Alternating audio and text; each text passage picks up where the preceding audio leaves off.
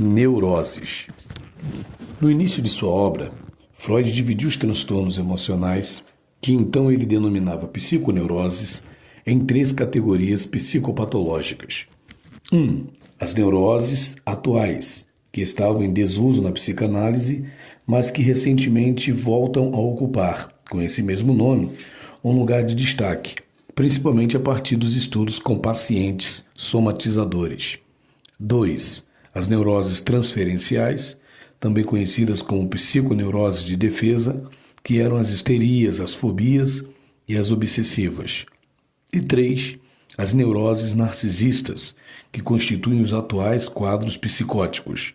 Freud afirmava então que somente as neuroses transferenciais poderiam ser tratadas pelo método psicanalítico, vindo a transferência ser a matéria-prima da psicanálise, e na época a psicanálise não reunia condições para perceber a existência da transferência naqueles pacientes que estavam em um estado de encapsulamento narcisístico próprio das psicoses.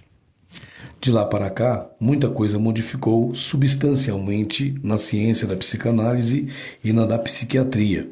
As síndromes da psicopatologia foram ganhando uma crescente compreensão genético-dinâmica e, paralelamente, os autores foram ampliando, subdividindo, diversificando, construindo novos modelos e, portanto, aumentando a complexidade nosológica, tal como aparece nas modernas classificações diagnósticas como o DSM ou CID.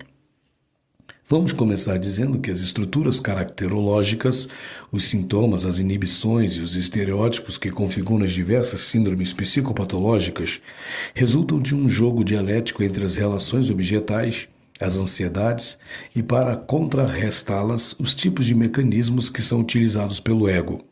Pode-se dizer, psicanaliticamente falando, que fazer um diagnóstico clínico implica fazer uma análise sintática de como se articulam entre si as diferentes partes e níveis das várias subestruturas psíquicas, sendo que de início é útil estabelecer uma distinção entre sintoma, caráter, inibição e estereotipia. Quando falamos em sintoma, estamos nos referindo a um estado de sofrimento que o paciente acusa e do qual está querendo livrar-se, porquanto o sente como um corpo estranho a si. E é evidente que existe a possibilidade, nada rara, de que a pessoa manifeste claramente um sintoma facilmente observável pelos outros: alcoolismo, mudança de conduta, alguma evitação fóbica, etc.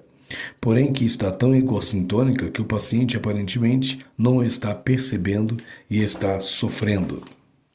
O termo caráter designa um estado organizado da mente e da conduta que pode resultar harmônico e saudável, mas também pode acontecer que, por mais sofrimentos que ele possa estar causando aos outros e cometendo prejuízos para si próprio, muitas vezes mutilando suas capacidades latentes e reais, sempre prevalece uma egossintonia, escudada em racionalizações muito bem engendradas.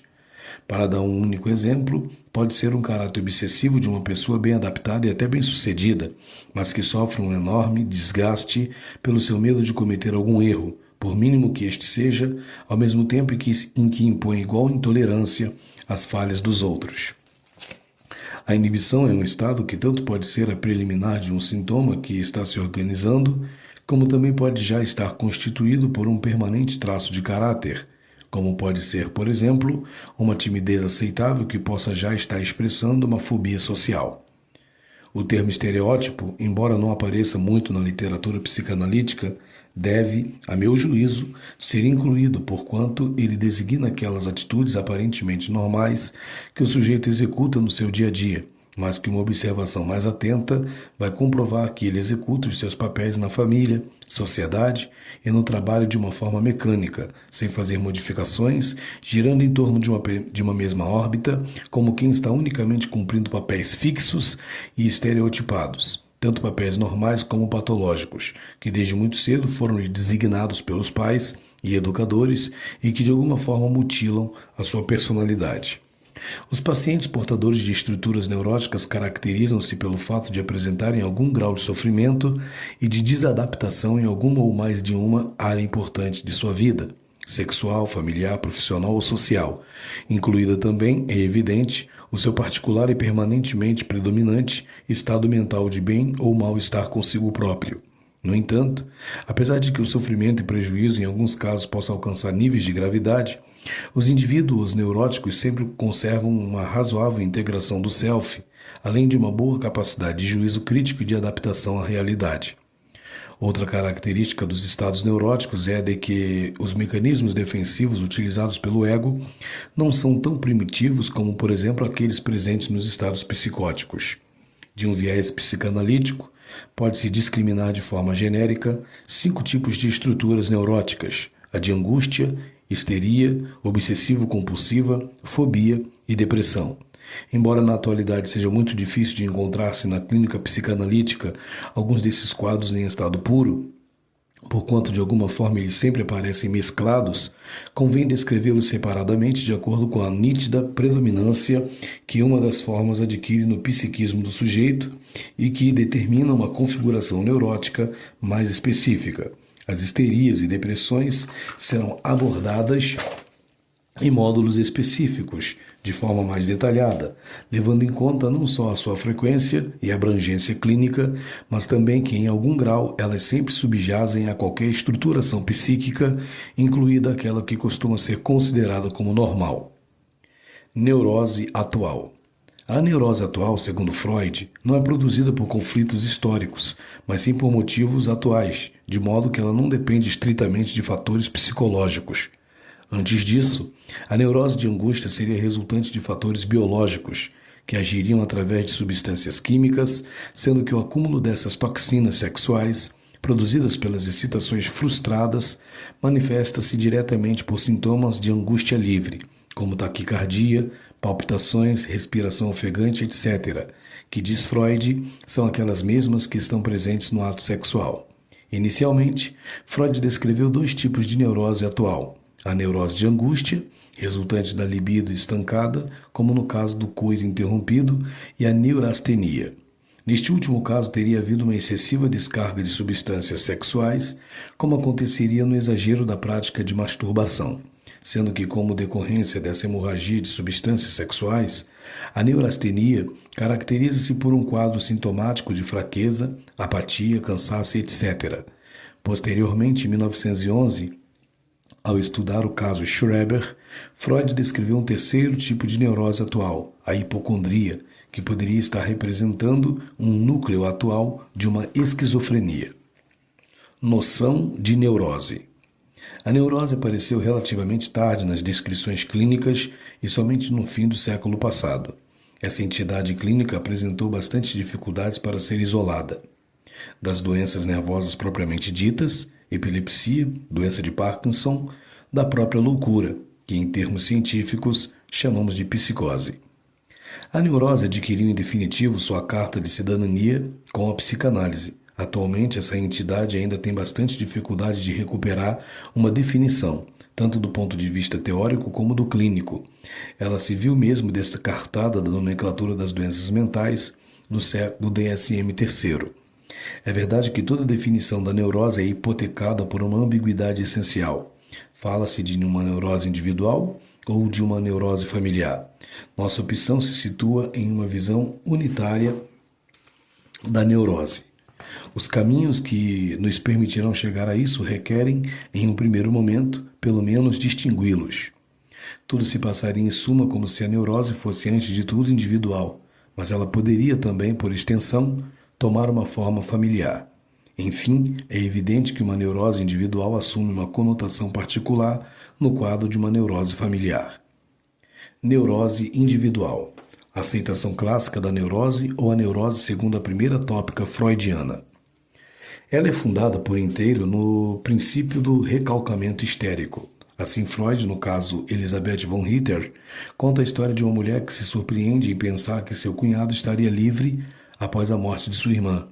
Esse pensamento insuportável é recalcado e não deixará aparecer derivados sintomáticos a não ser depois da morte de sua irmã.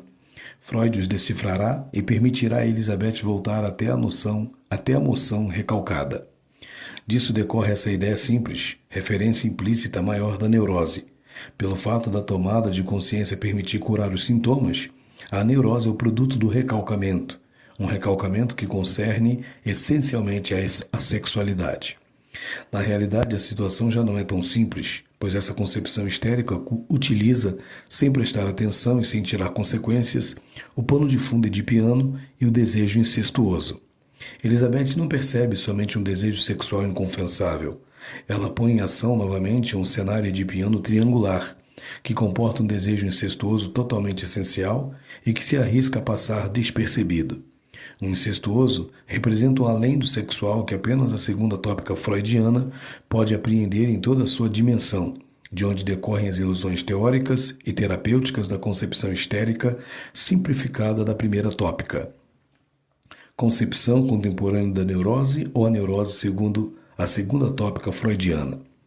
Sua sintomatologia é bastante mais imprecisa, razão de uma dificuldade diagnóstica muito grande. Estamos em geral em face de um mal-estar em que se confundem avidez e frustração, até o ponto em que, em um primeiro momento, pelo menos poder-se-ia considerar que a neurose se caracteriza por uma vontade de recuperar a todo preço as referências faltantes de uma evolução libidinal bem conduzida. Os avatares patológicos não seriam, nessa perspectiva, senão as vicissitudes inerentes à constituição dos destinos vitais? Um primeiro ponto de referência se esboça, entretanto, de maneira mais ou menos evidente, mas sempre perceptível. O caráter insaciável da demanda de uma avidez tal que nenhuma compensação é jamais capaz de fazer face a ela. Essa busca insaciável pode assumir formas extremamente variadas, tanto histéricas como caracteriais, e até mesmo paranoicas, pelo menos.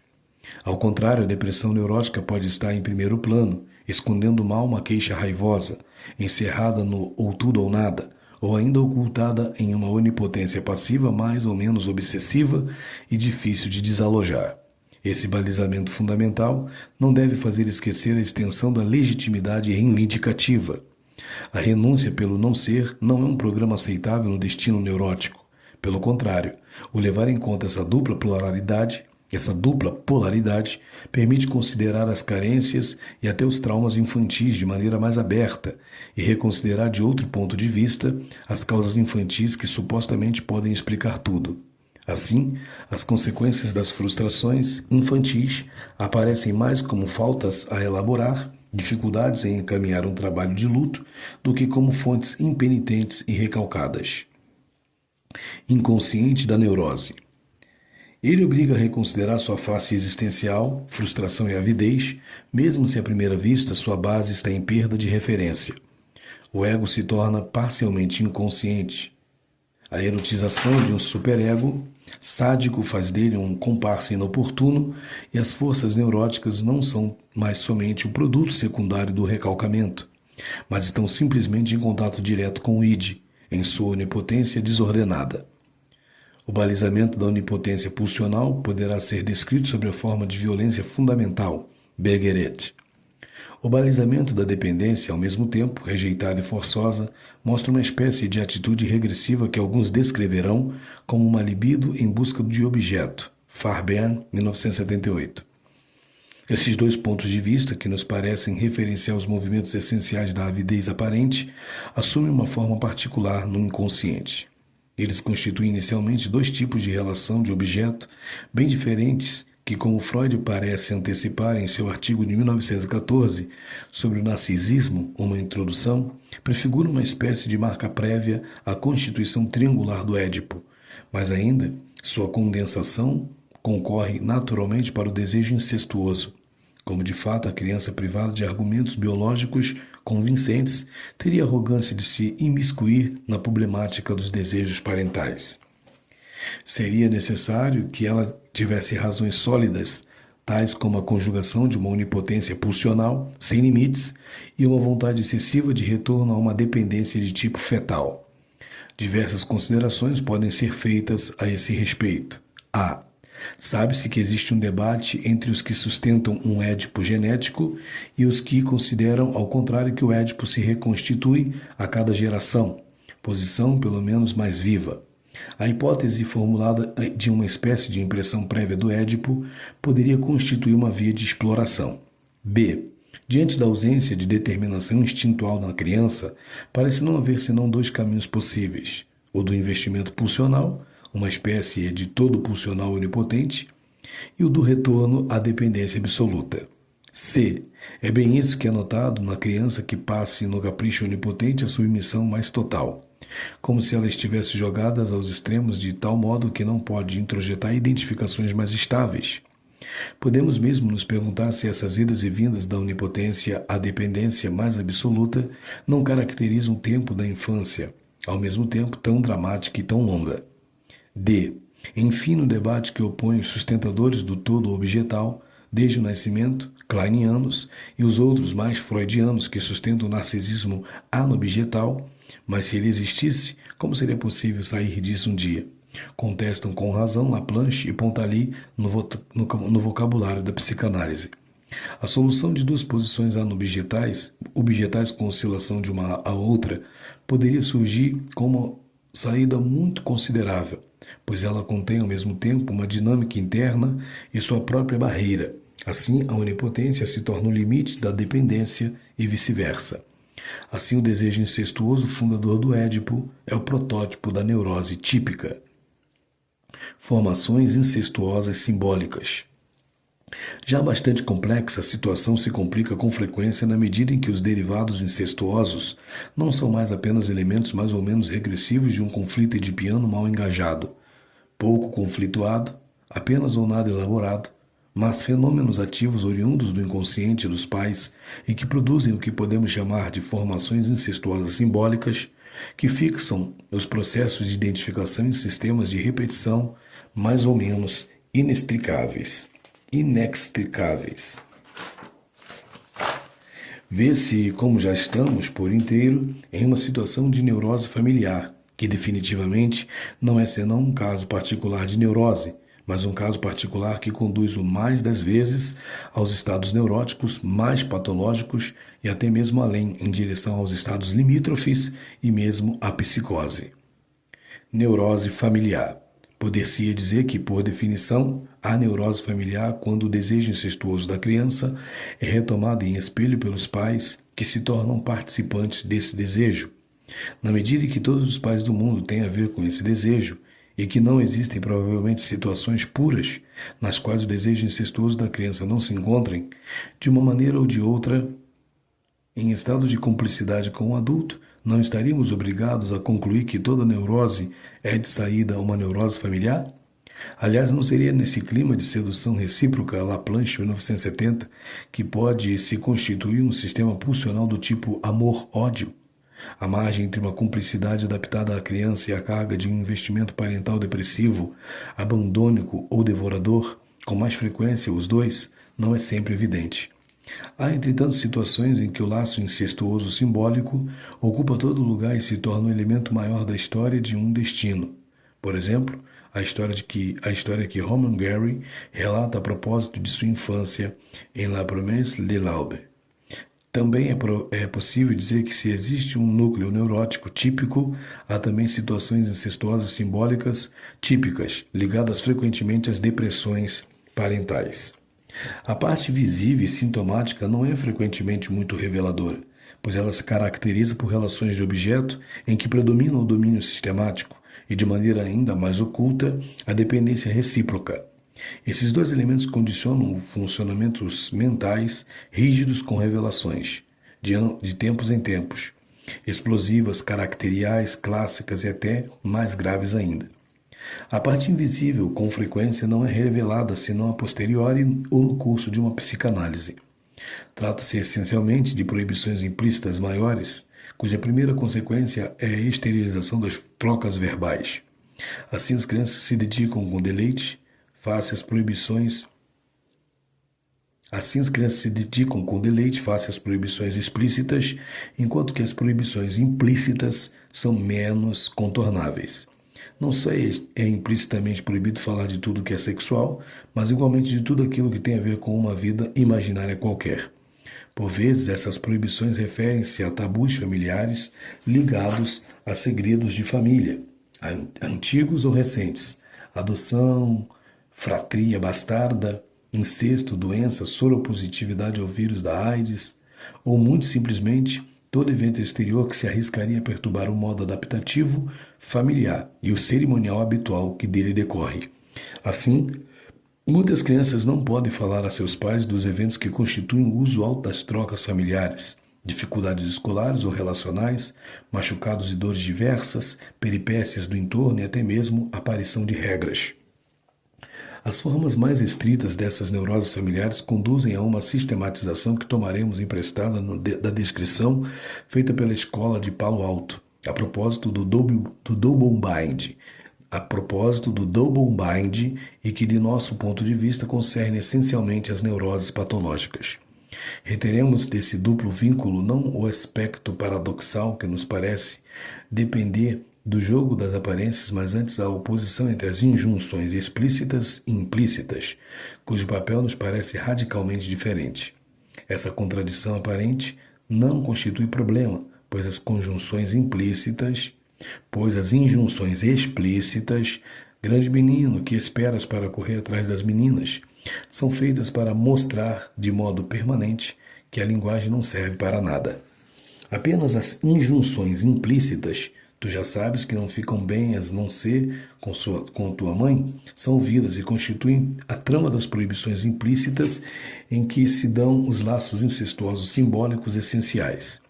Palassoli, desse modo, chegou a descrever funcionamentos familiares de desconfirmação, à medida que a empresa neurótica familiar leva a reduzir ao máximo toda a representação pessoal dos afetos e do mundo. Para constituir uma psicose, é preciso uma ruptura mais profunda dos laços afetivos, que deixa livre curso a excitações aterrorizantes. Assim, a maioria desses comportamentos pertencem à neurose. Como se vê igualmente por essa descrição simbiótica dos laços mãe-criança, estamos próximos do conceito lacaniano de forclusão incidindo sobre o nome do pai. Essa exclusividade materna compreende efetivamente uma exclusão, e não somente do nome, mas da imagem do pai na criança em proveito de seu pai e, portanto, de seu próprio narcisismo. Nesse sentido, o valor do pai simbólico da criança nos parece efetivamente primordial, mas caracteriza por sua ausência essencialmente as neuroses mais patológicas e não as psicoses. Durante anos, o mito da forclusão do nome do pai como etiologia essencial das psicoses não sofreu contestação. Urge hoje devolver à neurose o que lhe pertence. Assim, a realização incestuosa sistematizada, seja simbólica, inicial ou reparadora, constitui a base essencial das neuroses patológicas, como o próprio Serge Leclerc o ilustrou, a partir de uma observação da neurose obsessiva sob a expressão de prisão bem-amada. Resta considerar a natureza do vínculo que liga essas formações incestuosas simbólicas, até mesmo incestuosas simplesmente, com a depressão parental. Não há dúvida de que sua significação profunda é da ordem de uma adição necessária, espécie de reparação patológica do mesmo tipo que o delírio na psicose. Tudo se passa, em suma, como se nesses casos incestuosos o domínio sobre outrem não tivesse podido se exercer de outra maneira, ou seja, de um modo mais edipiano. Nesse sentido, pode-se considerar o conflito edipiano como a expressão de um incesto aberto, que se desloca essencialmente por identificações complexas, por oposição a um incesto fechado das formações que acabamos de descrever, cujo sistema de identificação surge como bem mais fixado, passando das identificações mais idealizadas às mais mortíferas, sem muitos intermediários. Núcleo edipiano típico. O conflito sexual da neurose se situa, pois, no nível genital do Édipo, mesmo se as aptidões defensivas conduzam a tomar as vias de regressões pré-genitais, anais e até mesmo orais. O conflito do menino decorre da rivalidade edipiana com o pai, do projeto de conquista da mãe. Esse projeto é abandonado em função, ao mesmo tempo, dos sentimentos ternos existentes pelo pai e do medo de uma medida de retaliação por este, último, castração. Enfim, sobretudo, desempenha o lugar do pai na mente da mãe. A proibição do pai é interiorizada, e também se diz que o superego é o herdeiro do complexo de Édipo. Ao mesmo tempo, a identificação com o pai projeta no porvir a posse da mulher. A masturbação infantil, espécie de participação alucinatória na cena primitiva, cessa, na maioria das vezes, com a instalação do superego. Sua reviviscência na adolescência se acha assim sob o golpe de uma culpabilidade considerável, o medo da destruição ou de doença dos órgãos genitais relacionados à masturbação e a expressão mais evidente de angústia de castração. Na menina, a posição não é exatamente simétrica, em função da mudança de objeto, dos cuidados maternos ao amor do pai e da castração anatômica. Identificações edipianas. A identificação do menino com o pai e da menina com a mãe são os herdeiros mais evidentes do complexo de Édipo. Na realidade, essas não são as únicas saídas, e a instalação dessa herança permanece altamente problemática. Inicialmente, esse modo de resolução do complexo de Édipo permanece parcial. O desejo incestuoso subsiste, mesmo que deslocado. Ver Le Blé en Herbe, ou O Último Tango em Paris. E é ele que cai sob o golpe do superego.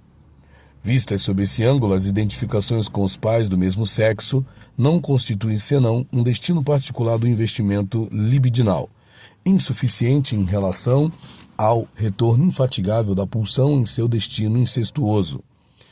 Uma das razões disso é que essas identificações homossexuais não são evidentes e são mesmo radicalmente questionadas em ambos os sexos e por razões diferentes. No menino, inicialmente a identificação com o pai põe em questão o Édipo invertido, isto é, a posição feminina do menino frente ao pai. Ora, essa posição é dificilmente tolerada, na medida em que ela denuncia a castração. Na menina, a identificação com a mãe edipiana também não é simples, pois em sua sombra se perfila a imagem da mãe fálica pré-edipiana. Em particular, a identificação homossexual tem bastante dificuldade em encontrar espaço pelos arcanos do domínio e da dependência que caracterizam essa imago. Mas há uma terceira saída, espécie de via de contorno que assume um lugar considerável, é a identificação com um genitor do sexo oposto. Que ela seja a herdeira natural do Édipo invertido, isso não basta para dela dar conta. Seu lugar é tal na saída do Édipo que se deve a seu respeito falar mesmo de identificação edipiana direta, ainda que heterossexual. De fato, mesmo que haja renúncia à realização incestuosa, a identificação heterossexual não deixa de permitir conservar laços privilegiados com o pai edipiano, ou pelo menos com sua imagem. Não está em questão considerar esse tipo de identificação como patológica. Em particular, é muito necessária ao cumprimento da vida libidinal heterossexual. O coito em ambos os sexos necessita de fato de dois tipos de identificação, feminino e masculino. Ele também não prejuga a partir da identificação homossexual que o acompanha. Assim, algumas mulheres viris em sua vida social não deixam de conservar ao mesmo tempo uma posição feminina em sua vida privada. Ao contrário, quando a identificação homossexual não é senão esboçada, a feminilidade é reivindicada no plano social para absorver o fracasso, a virilidade no plano privado para assegurá-la. Se certos homens temem perder sua virilidade ao vestir um avental de cozinha, outros reivindicam e realizam sua maternidade junto a seus filhos. Essas atitudes, tanto em um sentido como no outro, não condicionam em nada as que eles podem ter em posição viril. Mas ainda aí é preciso fazer uma distinção entre os homens e as mulheres. Com efeito, a identificação viril da mulher é essencialmente edipiana, isto é, próxima de sua saída genital, razão da preponderância dos fenômenos histéricos na mulher. No homem, a identificação materna comporta tantos traços da fase pré-edipiana que a identificação heterossexual é saturada de imagos bem mais arcaicas. A analidade defensiva e, ao mesmo tempo, identificatória do domínio da mãe fálica assume um lugar preponderante, o que explica a saída preferencial para a neurose obsessiva e seu abandono, que representam as perversões. A bissexualidade, enfim, explica que se podem inverter todas as situações descritas e que a histeria e a neurose obsessiva, se não estatisticamente preponderantes, a primeira na mulher e a segunda no homem, não deixam de coexistir, tanto em um sexo como no outro. Castração edipiana. A castração edipiana se incrusta bem, evidentemente, no destino biológico da diferença dos sexos. E o superego masculino conservará por isso um rigor que seu homólogo feminino não atinge. Na realidade, o medo concernente à integridade corporal de seu aparelho genital existe também na mulher, e ele é multiplicado em relação à sua primogenitura. Esse medo da medida de retaliação não deve fazer esquecer o contexto da maturação edipiana, nem as ressonâncias implicadas pela castração na organização psíquica e no universo que disso decorre. Pode-se reconstituir essa maturação utilizando os arcanos do recalcamento como uma renúncia à onipotência infantil de posse incestuosa, ao menos em parte, em proveito da aquisição de um superego mais ou menos rígido e de identificações mais ou menos problemáticas. Isso tem por corolário, no homem, eu não tenho o falo, e na mulher, eu não sou o falo. Ver a economia histérica. Na realidade, trata-se aí de uma primeira aproximação, pois seria não levar em conta a formidável inversão que comporta essa troca de bom procedimento. Por um lado, o psiquismo não se resolve jamais a abdicar completamente de um de seus meios de ação, e ainda assim o faz dolorosamente. Desse modo, a megalomania é um personagem que, para ficar na sombra, não cessa de se proporcionar um novo emprego, por exemplo, no nível do ideal do ego. Por outro lado, a entrada no Édipo, diga-se de passagem que uma vez entrado no Édipo não se sai mais dele, a neurose se arranja e o Édipo não se resolve. É o começo de uma história singular, à medida que as pessoas que nele estão implicadas são elas mesmas individualizadas. Os esquemas de organizações psíquicas não são senão marcos em torno dos quais se entremeiam os destinos humanos. E é nesse sentido que a neurose constitui um destino específico e uma porta de entrada na finitude. A aceitação da pertença a um único sexo e da irredutível saída mortal são, por acréscimo, os marcos principais disso. Mas a finitude é também o testemunho do processo à revelia do psiquismo humano, que não pode se comunicar com o mundo a não ser depois de ser previamente enraizado em um universo que lhe é próprio, dando lugar, mesmo por meio de vestígios esparsos, a uma verdadeira mitologia individual. É nesse sentido que, apesar das aparências, a psicanálise não é uma aventura em torno do umbigo, no sentido de que, em si, a singularidade autêntica de uma obra de arte desemboca no universal. Assim, o conflito entre o superego e as pulsões sexuais não é senão a trama mais evidente sobre a qual se constrói a neurose. O recalcamento, que é sua primeira consequência, frequentemente ultrapassado pelos acontecimentos, dá lugar ao sintoma, que não é somente uma formação de compromisso entre a pulsão e a defesa, tanto que ele exprime os traços de identificações inconscientes oriundas do cenário edipiano imaginário. Formas pseudoneuróticas em patologia mental. O sucesso da neurose de algum modo lhe prejudicou. Tudo que não era da ordem da psicose foi etiquetado como neurose, de maneira abusiva. Iremos assim eliminar sucessivamente a neurose de angústia, a depressão dita neurótica, as neuroses fóbicas, as neuroses de caráter. Neurose de angústia. Ela foi descrita por Freud em 1895 em um trabalho intitulado Sobre a justificativa de isolar da neurastenia um complexo sintomático particular sob o nome de neurose de angústia. Angst, neurose. Clínica da angústia. A angústia aguda tem de particular ser ela uma angústia sem causa, súbita e muitas vezes que é preciso, pois, distinguir.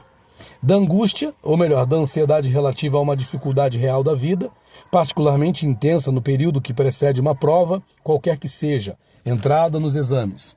Mas também da angústia que surge no contato com certos objetos ou em algumas situações, enclausuramento, cujo valor simbólico basta para produzir seu desencadeamento, mesmo quando não há causa real evidente. E fala-se então de angústia fóbica, bem diferente da angústia flutuante ou do acesso de angústia que permanece sem objeto. Enfim, da angústia ligada a uma dor orgânica. É preciso citar a esse respeito a angústia da angina do peito, verdadeira sensação de morte iminente que poderá criar alguns problemas de diagnóstico para o médico. Tanto mais que a angústia dita neurótica é acompanhada com frequência de suores, dispneia, palpitações e até mesmo dores. Esses sintomas, por si sós, podem, aliás, constituir crises larvadas ou equivalentes menores. A esse respeito é importante distinguir o sintoma somático do sintoma psíquico. Quanto mais o sintoma pode ser especificado e preciso em seu desencadeamento, sua intensidade e sua localização, mais se deve suspeitar de sua organicidade.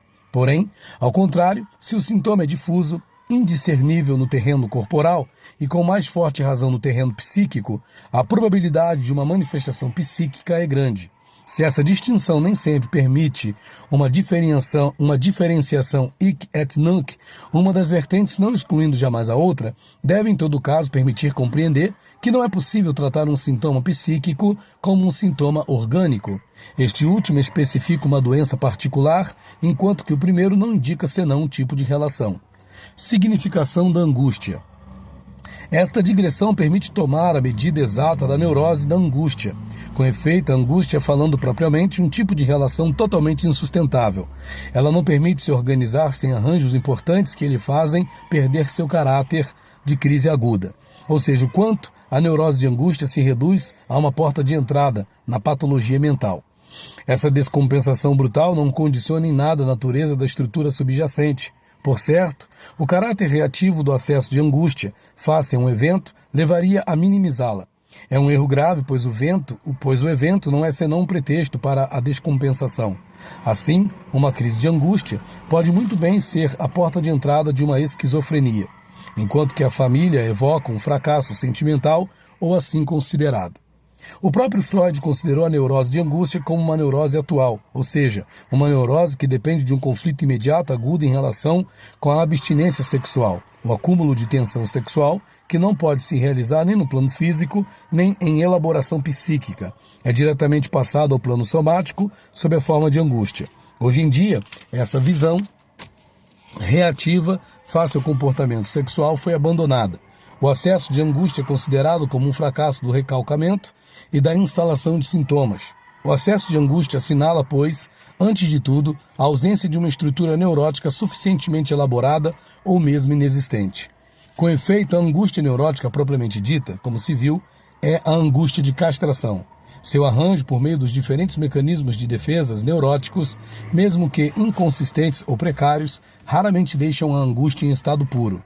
Pelo contrário, a angústia esquizofrênica é feita de sentimento de transformação interior e exterior, com perda dos limites do ego, de onde a denominação de angústia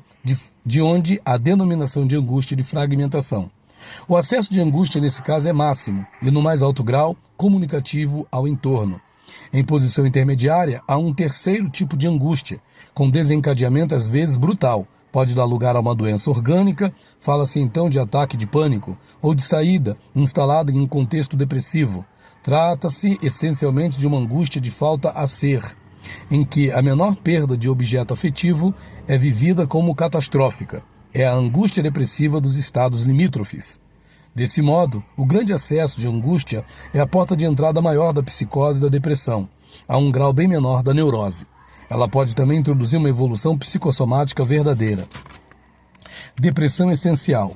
A depressão essencial, descrita por Marty, tem um sentido mais estrito em relação à doença psicossomática. Aqui, a utilizamos em um sentido bem mais amplo, que recobre o conjunto das depressões não psicóticas e não neuróticas. Ela se opõe, por definição, à depressão melancólica, caracterizada por um delírio de indignidade, mas igualmente à depressão neurótica verdadeira. Ideias depressivas. Elas não têm aqui um caráter delirante. Elas levam o sujeito a considerar subitamente as dificuldades da vida como insuperáveis. Ele subestima totalmente suas capacidades e superestima o esforço. Essa desvalorização lhe permite, em certa medida, escapar da luta e, por conseguinte, da angústia. Mas essa perda da estima de si abre a porta para a eventualidade suicida, que, sem ter a mesma regularidade da depressão melancólica, não deixa de ser um risco maior. Com frequência, o quadro é menos evidente na medida em que os transtornos remontam à infância. Trata-se mais de um estado de desamparo permanente do que de ideias depressivas propriamente ditas. Esse desamparo se manifesta regularmente por tensões corporais entrecortadas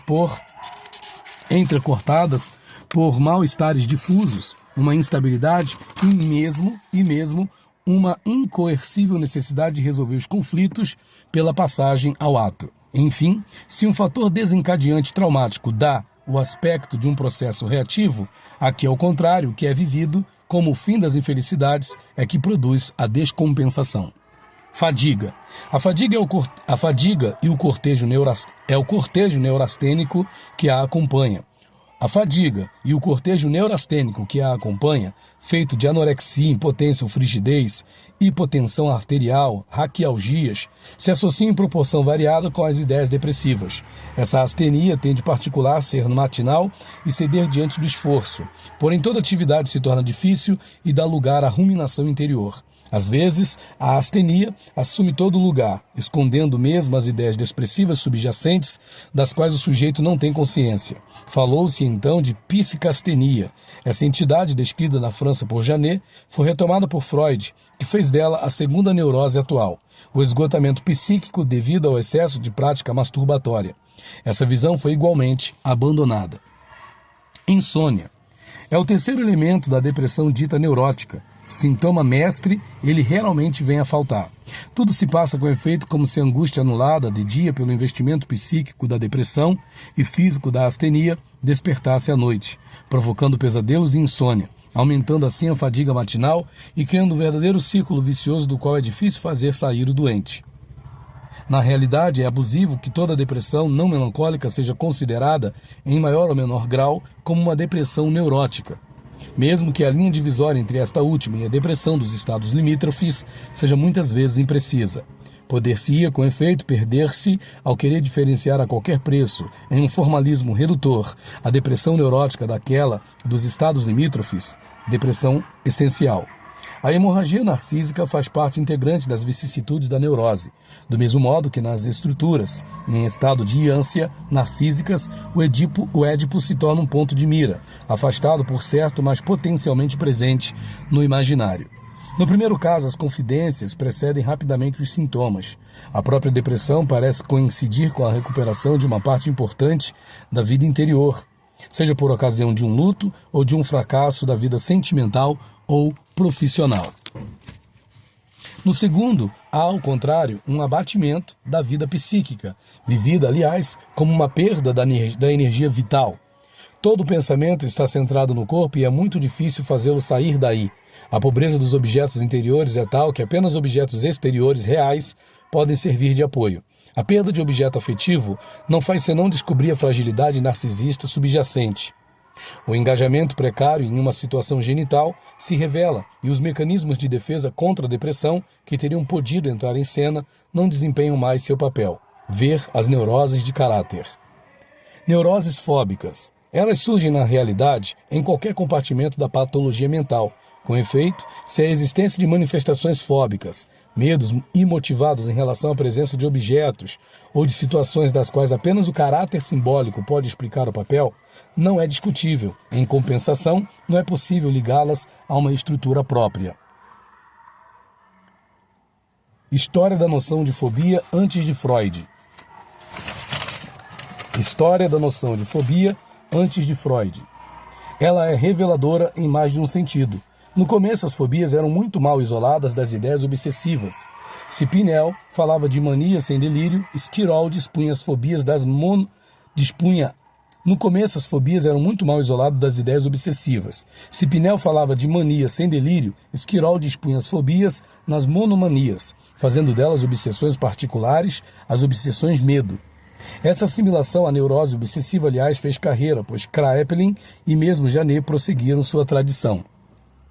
Na realidade, foi preciso esperar Westphal, em 1871, para que o termo fobia aparecesse na descrição da agorafobia, literalmente medo da praça pública. De fato, no fim do século XIX, antes de Freud, foi realizada uma descrição minuciosa de todas as fobias possíveis e imagináveis, edificando-se um verdadeiro catálogo. 202 fobias teriam sido enumeradas. Citemos, além da agorafobia, a claustrofobia, a acrofobia, medo do vazio, a ereutofobia, medo de enrubescer-se em público, a fobia de impulsão, medo de fazer mal a outrem, a siderodromofobia, fobia das viagens em estrada de ferro, zoofobias, medo dos animais e etc. A disparidade evidente dessas manifestações, por embaraçosa que seja, não bastou para fazer desaparecer o mito da neurose fóbica. Freud e a histeria de angústia. A situação se esclareceu com Freud à medida que, entre essas descrições, ele não reteve senão um só tipo de fobia verdadeiramente neurótica, a histeria de angústia. De fato, o trabalho de Freud procedeu em diversos tempos. Em um artigo de 1895, Obsessões e Fobias, seu mecanismo psíquico e sua etiologia, Freud, ao mesmo tempo, separa as obsessões e fobias da neurastenia e as distingue entre si. A obsessão permanece independente da presença do objeto, mas ele integra de fato as fobias às manifestações da neurose de angústia no quadro das neuroses atuais. Será preciso esperar 1909, com a publicação de A Análise de um Caso de Fobia em um menino de 5 anos, o pequeno Hans, para que Freud revise sua posição, não fale mais de neurose atual e distinga a angústia fóbica propriamente dita, sempre em relação com a proximidade de um objeto ou de uma situação bem precisa. Eis o que se pode ler no final da história do pequeno Hans. O lugar a atribuir às fobias na classificação das neuroses não foi, até o momento, satisfatoriamente determinado. Parece certo que não se pode ver nelas senão síndromes que talvez pertençam a neuroses diversas, e também que não se deve dispô-las no número das entidades independentes.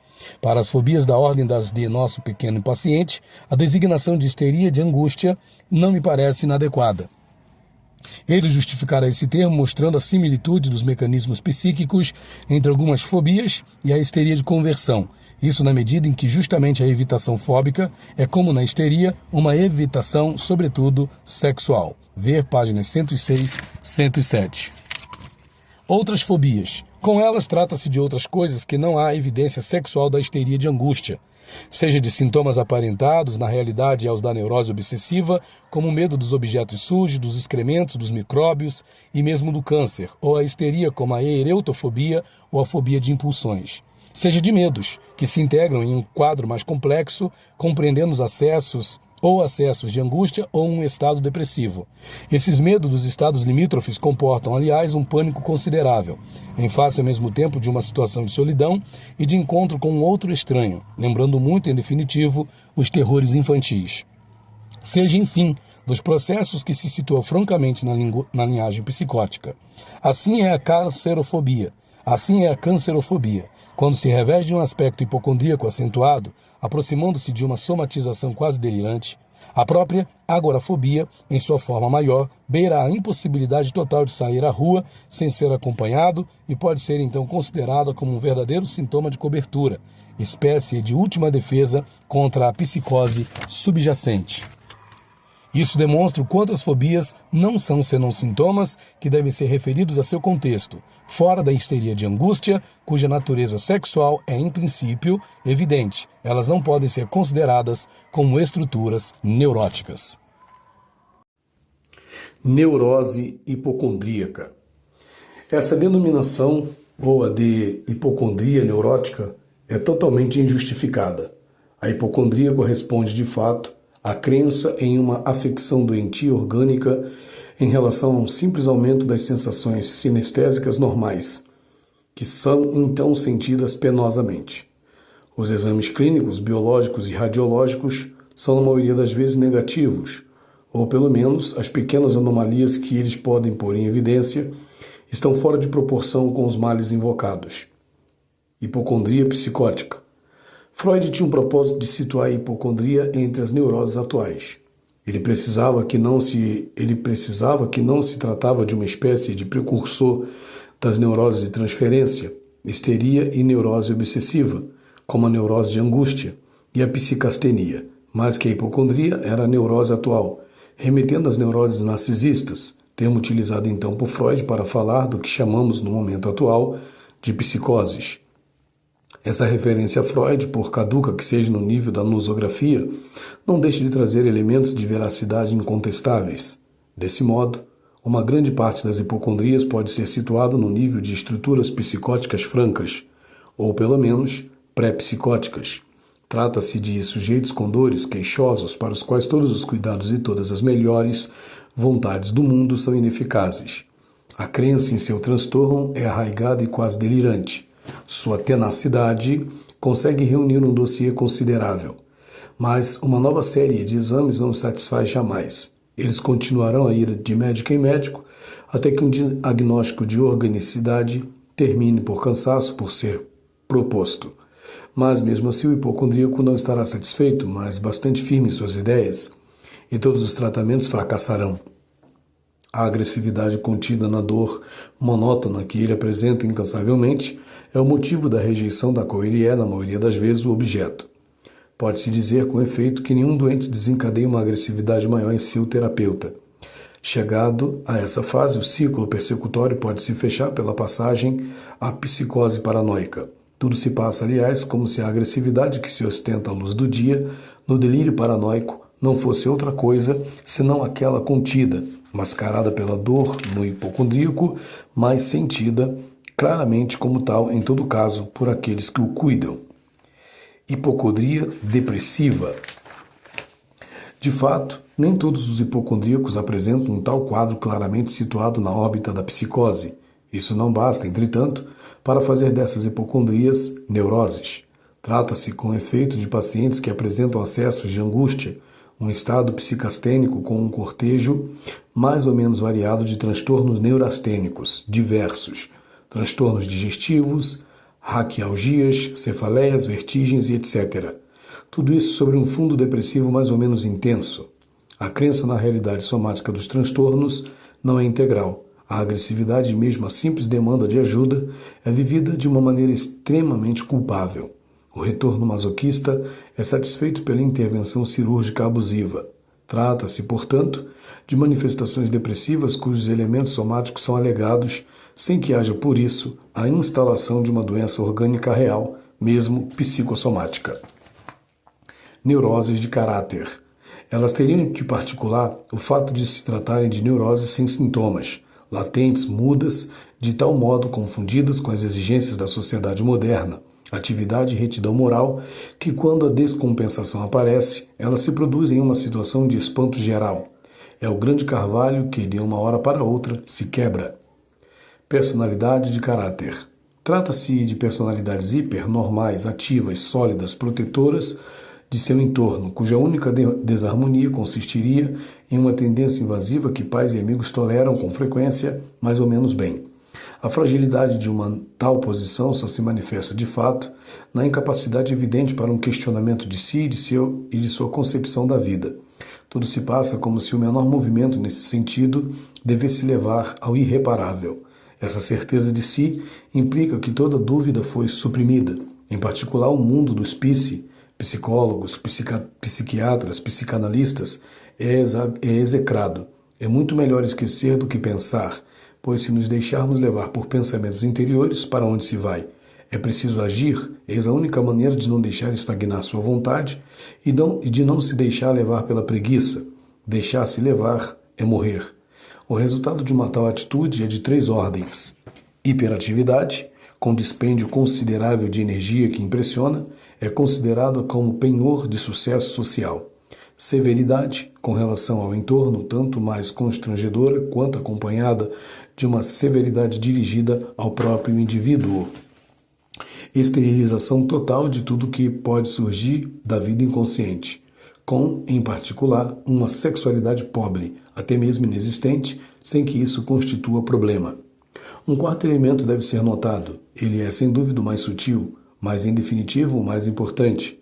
Por trás da carapaça de autoritarismo e de certeza de si, se perfila uma dependência considerável em relação ao entorno, inconfessável, de onde a escalada autoritária ela não será atestada senão em face de uma ameaça de perda de objeto. Em certos casos, entretanto, a marca libidinal persiste pelo próprio conformismo moral, sem que a menor suspeita de cumplicidade possa jamais ser emitida. Controle da sexualidade de outrem, sob o pretexto de moralidade ou de pedagogia, condenação peremptória e fora de propósito do erotismo e da pornografia, etc. A sexualidade desses sujeitos é mais presente, ainda que igualmente pobre, quando considerada como normal. A economia. A personalidade de caráter é inteiramente definida por uma atividade e uma vontade que se dizem conscientes. Essa consciência segura de si mesma constitui um muro sólido edificado no nível do ego, espécie de linha Maginot, cuja rigidez evita a emergência dos afetos e de tudo aquilo que concerne de perto ou de longe a vida fantasmática. A vida libidinal não se manifesta mais que pelo modo da formação reativa, ou seja, o hipermoralismo. Mas há diferença da neurose obsessiva, em que o controle se exerce no nível dos objetos, aqui ele se exerce no nível do ego, deixando filtrar o mínimo de elementos pulsionais possíveis. Isso equivale a dizer que, de fato, a personalidade de caráter pode recobrir toda uma gama de estrutura. Com as neuroses autênticas, ela aparece como uma defesa de cobertura, dupla defesa, dos mecanismos propriamente neuróticos. Ela faz duvidar, muitas vezes, com razão, da eficácia destes últimos. Porém, os próprios sintomas neuróticos podem ter perdido toda a fonte libidinal e não serem mais que uma espécie de vestígios sintomáticos erguidos defensivamente contra a depressão dos estados limítrofes e até mesmo uma estrutura psicótica, e se pode falar então da psicose branca, green. Enfim, a ausência de estrutura neurótica subjacente não é rara, fazendo dessas personalidades de caráter arranjos de estados limítrofes. Os diferentes tipos de descompensação.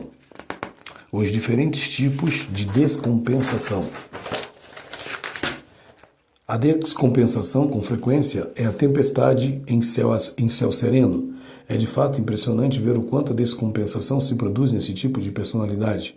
Na maioria das vezes, quando o sujeito não está enfrentando dificuldades maiores, ou então um fator desencadeante pode ser posto em causa, e é a última dificuldade que faz vacilar o edifício até então considerado de uma solidez a toda prova. Um primeiro modo de descompensação é o surgimento de uma neurose obsessiva subjacente ou mesmo eventualmente de uma neurose histérica. Mas o modo principal de descompensação é a depressão, cujo elemento psicastênico é frequentemente importante. Essa fraqueza é considerada uma ferida narcísica inquietante. Tudo se passa como se algo se tivesse quebrado irremediavelmente. A retomada da atividade não é tolerada senão a condição de reencontrar o ritmo de antes. A fantasmatização permanece pobre e gira em torno dessa recuperação das forças. Há, entretanto, um terceiro tipo de descompensação, é a saída psicossomática. Trata-se de verdadeiras doenças orgânicas que balizam muitas vezes toda a vida desses doentes, cujo montante de fantasmatização é, dessa vez, quase nulo. De doenças psicossomáticas clássicas de longo curso, assim, psoríase, hipertensão arterial, basidal, até a repetição incessante de uma multiplicidade dos mais diversos acidentes orgânicos. Ou então, é o acidente brutal da meia-idade. O perfil psicológico dos infartos do miocárdio, descritos pelos cardiologistas, por exemplo, corresponde bastante bem à nossa descrição. Enfim, há uma última saída, dessa vez na pessoa idosa, a demência senil, melancólica ou delirante, fora das demências arteriopáticas verdadeiras. Comporta na imensa maioria dos casos antecedentes psíquicos característicos, autoritarismo, hiperatividade e rigidez. Ou seja, estamos então nos confins de todas as saídas possíveis, neurótica, psicótica e sem esquecer a terceira via psicossomática, dando pleno sentido ao termo estado limítrofe, mesmo que compensado. Neuroses autênticas. A intricação dos diferentes tipos de organizações neuróticas é tal que poderia evidenciar o caráter totalmente artificial das distinções nosográficas. Isso não é nada, entretanto, já que as organizações histéricas e obsessivas, em particular, continuam a se opor não somente no plano didático, mas igualmente no plano clínico. Ainda seria preciso referir a defasagem essencial que diferencia a histeria no sentido amplo dos comportamentos obsessivos. Sem dúvida, a histeria parece como a expressão de uma pulsão habitada pelo corpo, ao contrário dos comportamentos obsessivos, como fruto de uma mentalização. Mas essa distinção não é suficiente. De maneira mais precisa, a histeria leva plenamente em conta a onipotência da pulsão e assume suas consequências. Da percepção vertiginosa de seu limite extremo, o desejo insatisfeito, a sua incorporação maior, a saber, a fantasia incestuosa. É nesse sentido que, com a histeria, toda pulsão irá se tornar incestuosa. Ao contrário, no segundo caso, o isolamento obsessivo desempenha um papel de referência essencial, pela transformação da onipotência pulsional em pulsão de onipotência, mentalizada sob a forma de onipotência do pensamento e secundariamente incorporada em domínio onipotente. O universo obsessivo é extremamente complexo, uma vez que faz intervir, nesse desligamento, em um mecanismo muito primitivo, anterior às elaborações eróticas da pulsão, e que seria da ordem de uma violência fundamental onipotente que se encontra na psicose em estado puro. Aqui, ela é imediatamente infiltrada de elementos pulsionais eróticos mascarando o movimento fundamental do isolamento. Essa transformação da onipotência pulsional em pulsão de onipotência, ou seja, da onipotência pela onipotência. Assim, quando os desenvolvimentos do imaginário obsessivo se confrontam com a dúvida, ou seja, com as falhas da onipotência, eles tentam obliterá-la pela instauração do pensamento mágico, tais as superstições confessadas ou inconfessáveis que nos habitam, a todos em graus diversos. Se os funcionamentos histéricos e obsessivos coexistem no seio de uma mesma personalidade, suas articulações são igualmente balizáveis. Assim, pode-se perceber o momento em que o sujeito escapa de um comportamento onipotente de domínio intelectual irrespirável para recuperar seu núcleo histérico, por meio de uma realidade pulsional mais espontânea e mais expressiva. Ao contrário, o controle mental pode surgir como salvador em relação a uma invasão generalizada pelos afetos. Cada personalidade representa, assim, um curioso equilíbrio em que os elementos histéricos e obsessivos, mesmo que não sejam evidentes, não deixam de existir na complexidade dos conflitos internos, tais os motores essenciais de nossa vida pulsional e que, ao mesmo tempo, colorem o caráter de cada um. São, aliás, os transtornos caracteriais, isto é, as impaciências onipotentes que representam o essencial das manifestações, sejam histéricas, sejam obsessivas, de modo atenuado em relação aos sintomas propriamente ditos. Eles não deixam de representar um polo de atração e sujeição considerável. Pode-se, além disso, referir facilmente qual desses dois polos se torna dominante. As formas patológicas com evidenciação dos sintomas históricos ou obsessivos típicos aparecem a partir de então como os fracassos flagrantes dos esforços de adaptação do sujeito. As escapadas caracteriais persistem, mas são, de algum modo, ultrapassadas pelos acontecimentos. Isso corresponde, evidentemente, a situações em que os conflitos intrapsíquicos edipianos ou pré-edipianos são importantes e não podem esperar se resolver a não ser pela aparição de sintomas custosos para a vida psíquica e a vida simplesmente dos sujeitos. Pontos assintóticos das emergências histéricas e obsessivas, as estruturas subjacentes se situam então com frequência, aquém da neurose. Paradoxalmente, a descrição clássica da neurose obsessiva corresponde com frequência à cobertura de uma psicose. Isso não significa que a neurose obsessiva neurótica não exista, mas que há sempre lugar para verificar a natureza edipiana da economia subjacente face a toda a sintomatologia de aparência neurótica. Histeria de conversão, histórico. Desde a mais alta antiguidade, em particular com Hipócrates, a histeria designava transtornos nervosos observados nas mulheres que não haviam tido gravidez e que abusavam dos prazeres venéreos. Na Idade Média, uma nota particular foi, a isso acrescentada, é a possessão pelo demônio, e sob esse ponto de vista, narram-se as famosas histórias dos sabás, das feiticeiras. De fato, foi Charcot que teve o mérito de ter sabido distinguir no curso do século XIX a histeria da epilepsia. Ele continua, entretanto, a classificá-la nos transtornos fisiopáticos do sistema nervoso. Depois, Babinski, sublinhando a sugestibilidade, ou pelo menos o que ele considerava como tal, e que é na realidade a labilidade dos sintomas, e cunhado o termo pitiatismo, permitiu separar o que pertence à psiquiatria do que concerne à neurologia. De fato, as confusões persistirão e as mais diversas direções serão tomadas, confirmando as divergências até nossos dias. Para Janet, que jamais abandonou as teorias organicistas de Jackson, trata-se essencialmente de uma diminuição da tensão psíquica que pode ser provocada por choques emocionais e recordações traumáticas. Esse estado explicaria a ação sugestiva e a cura desses doentes pela hipnose. Para outros, essa incógnita na casa, essa erva daninha da medicina, de acordo com Lazeg, será considerada uma simples atitude de simulação. Ao mesmo tempo, ela fecundará o gênio de Freud. Por um momento, aluno de Charcot, ele retornará a Viena para escrever com Breuer, alguns anos mais tarde, os famosos Estudos sobre a Histeria, 1895. Poder-se-á ler neles, retomando de algum modo a definição antiga. Apenas saído da escola de Charcot, ficava embaraçado com a conexão entre a histeria e a sexualidade, quase como as próprias pacientes o fazem em geral. Em um primeiro momento, ele falará de trauma sexual durante a infância para depois abandonar a explicação traumática direta e integrar a histeria nos quadros dos avatares da evolução libidinal. Clínica. Sintomas médicos ou ditos somáticos.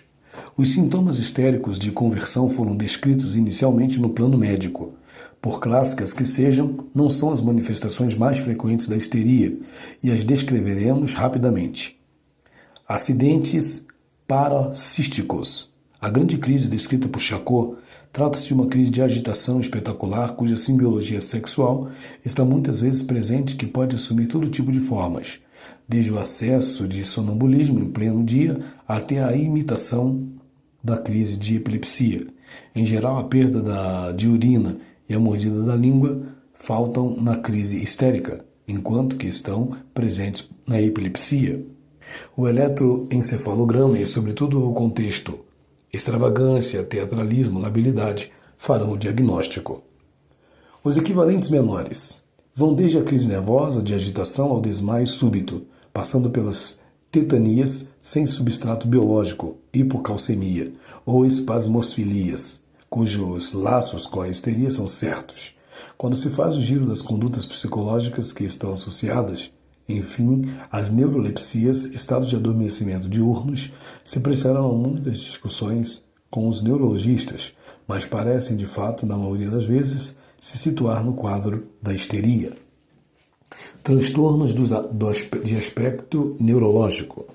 As paralisias são os transtornos mais frequentes clinicamente e pouco comum serem bem constituídas. O mais das vezes bizarras, desde a primeira abordagem, não há evidentemente transtornos dos reflexos. Elas podem atingir os dois membros inferiores, astasia, abasia, um membro, monoplegia, as cordas vocais, afonia. Pode-se acrescentar a isso a cegueira histérica com estreitamento concêntrico do campo visual. O diagnóstico diferencial com a esclerose em placas, paralisias focais, colocará às vezes alguns problemas em função do caráter disparatado dos sintomas de uma parte e de outra.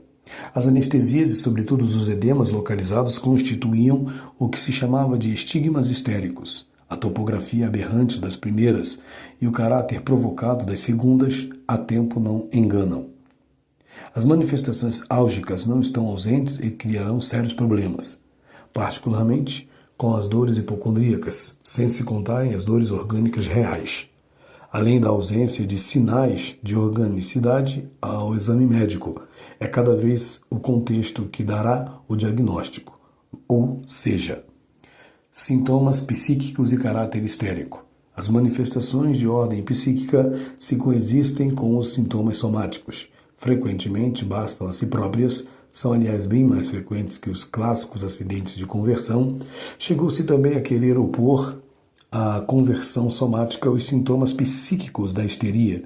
Não há na realidade solução de continuidade, pois esses sintomas psíquicos se mantêm essencialmente como movimentos do corpo, que escapam aos seus autores e devem, pois, eles também ser considerados como verdadeiras conversões somáticas. Sedução e avidez afetiva. Eles são seu sintoma inicial, primeiro na apresentação e, sobretudo, no que ela tem de essencialmente subjetivo.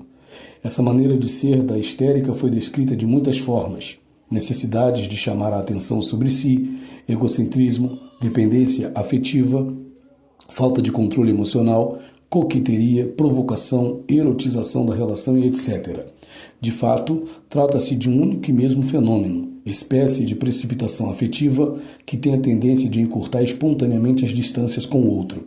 Essa oferta afetiva imediata, mesmo que contida, à diferença do psicótico que fará sua declaração de amor e de ódio sem transição, está na origem do termo histeria.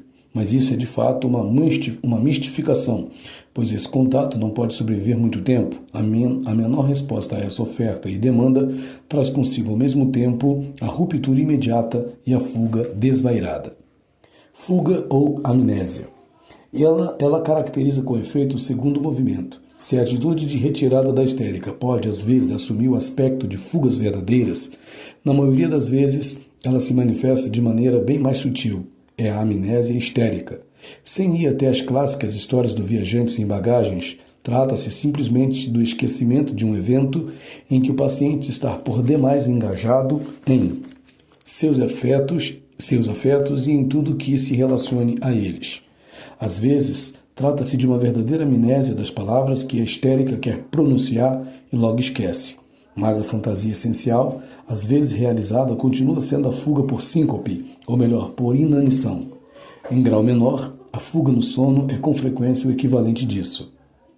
As relações sexuais são bem mais frequentes do que se diz classicamente, e a frigidez bem mais rara do que se crê. Porém, comportamento sexual não pode se realizar a não ser em uma espécie de halo amnésico. É preciso não tê-lo previsto e, em todo caso, é preciso esquecê-lo de imediato. Enfim, com mais frequência, a histérica tem a necessidade de anteparos que a separam de seus objetos de amor, o que lhe permite esquecer o que está em questão. A história de Dora nas 5 lições de psicanálise. Resulta disso uma multiplicidade de objetos abandonados, uns depois dos outros, a partir do momento em que a duplicidade não pode mais ser sustentada. Caráter histérico. Essas atitudes em conjunto correspondem, pois, a um duplo movimento sedução-retirada, marcando a verdadeira ambivalência no nível do corpo, que é o sinal distintivo da histeria. A neurose obsessiva, por sua vez, é caracterizada por uma atitude de ambivalência no nível do pensamento. Esse movimento de provocação e de engodo é encontrado, aliás, no nível do sintoma de conversão de aparência médica. O duplo movimento está aí de algum modo condensado e ao mesmo tempo não interpretável. Ocorre o mesmo nas fabulações e nos comportamentos mitomaníacos, e até mesmo na tentativa de suicídio. Ela própria é uma maneira de fuga, e cujo caráter não preparado, precipitado, não deixa de conter elementos de provocação. A histérica leva assim uma dupla vida, de onde decorre o sentimento de clivagem da personalidade. Uma, a de seus sintomas, quer eles sejam físico ou psíquicos, parece lhe dar uma desenvoltura, uma indiferença invejáveis, é a bela indiferença da histérica. A conversão escamoteou totalmente a angústia. A desenvoltura do corpo, dotado de uma verdadeira ubiquidade, dá o aspecto teatral que sublinha ao mesmo tempo a necessidade de ter espectadores. A outra, em segundo plano, que paga a automistificação da precedente, pois a vítima da histérica não é tanto o objeto abandonado, mas ela mesma, de onde o sentimento de abandono, de impotência e de fracasso, que pode despertar a angústia adormecida. Mas esta última, quando aparece, é sempre lábil, pronta para desaparecer de novo ou então de tal modo desproporcionada que é preciso considerá-la como um verdadeiro sintoma entre os outros. Em geral, ocorre o mesmo com estados depressivos em que predominam os elementos psíquicos, ou seja, a riqueza da fantasmatização. Enfim, a histeria é frequentemente invisível, nem por isso ela deixa de ser dolorosa. E isso por uma razão essencial, a saber, a invasão constante dos afetos. A histérica vive da devoração de seus afetos, escreve André Green, mas pode-se inverter a proposição. A histérica é ao mesmo tempo devorada por seus afetos, mesmo quando o sistema de representação seja aparentemente faltante. Trata-se talvez aí do sintoma mais característico da histeria, embora o mais escondido. A conversão e a inibição intelectual por um lado, a agressividade e a voracidade indo até a toxicomania, por outro. Surge então como saídas que permitem escapar da onipotência dos afetos. As palavras se tornam atributos bem particulares, tabus porque demasiado explosivas ou, ao contrário, exibidas em sua violência nua para pelo menos tentar disseminar e compartilhar o incontrolável. A histeria oscila, assim, entre uma rememoração escondida e a exibição, ela própria substituída e aliviada pelos processos de conversão. A economia. Paradoxo da histérica. Com efeito, paradoxalmente, pode-se dizer que, se a histérica esquece todo o tempo, amnésia, furos de memória, é para se defender de uma rememoração constante relativa às fantasias com objetos sexuais incestuosos. rememoração contra a qual ela luta. Dito isso, afetos e representações não têm destinos tão diferenciados como se poderia crer. Por um lado, as representações sofrem o efeito do recalcamento, um recalcamento com êxito, pois a amnésia total. É a bela indiferença da histérica, pelo menos nos acessos exibidos ou não da conversão. Enfim, o que subsiste das representações é transformado em seu contrário. O desejo sexual é transformado em desgosto sexual. Por outro lado, os afetos são destacados da representação psíquica incômoda, para se converterem no domínio corporal, em sintoma somático ou em seus equivalentes psíquicos. Apesar do recalcamento das representações, essas descargas de afetos conservam uma espécie de traço de suas origens, razão de ser do caráter simbólico das conversões somáticas, do caráter erotizado das condutas psíquicas. Tudo se passa como se as representações sexuais recalcadas do sistema consciente encontrassem uma certa ressurgência na manifestação dos afetos e continuassem a falar no nível dos sintomas. Mas esse caráter escapa totalmente à histérica, porque os símbolos são travestidos pelo deslocamento, verga, caixa torácica na história de Dora. Em suma, a linguagem muda de instrumento, mas ela continua a sustentar seu discurso. Lacan, 1966. Ora, apesar de tudo, pode ocorrer que um instrumento fale forte demais e que a histérica já não possa ser cúmplice do afeto que a faz submergir. A solução de urgência é a inversão do afeto, o desgosto sexual no lugar da atração sexual. Enfim, quando todas essas soluções estiverem esgotadas, não resta senão uma: desaparecer pela amnésia, pelo sono ou pela inanição. Green. O desejo na histérica. Porém, não basta dizer que, com a histeria, a sexualidade ronda por ali, nem que a ambivalência do sintoma, seu caráter de provocação e de engodo, é a expressão do compromisso entre a pulsão e a defesa. A dramática da histérica se inscreve, de fato, em um contexto bem mais amplo. O desejo não está apenas proibido porque é culpável, mas por ser desejo de desejo insatisfeito. Nesse sentido que o incesto é, ao mesmo tempo, desejado e temido como imagem do impossível, no sentido de que a castração é sempre antecipada pela fuga desvairada e a medida de represália é assim evitada, daí a bela indiferença. A identificação histérica primária com o coito parental, Braunschweig e Fein, é sem dúvida um elemento importante da constituição do núcleo histérico, tanto pelo recalcamento que implica como pelo derivado essencial do retorno do recalcado, a saber, o investimento autoerótico e a fantasmatização que disso decorre. Entretanto, seria ingênuo fundar a gênese dos destinos patológicos da neurose em uma causalidade linear. A ausência de balizamento dessa identificação e a precariedade do acompanhamento analítico, Cosner, 1987, são elementos que se devem levar em conta, mas que não constituem a trama da neurose, e seria redutor descrevê-la por uma sucessão de etapas obrigatórias e bem precisas. Seu núcleo central continua sendo o desejo de desejo insatisfeito, em relação direta com o desejo incestuoso, que é a sua manifestação.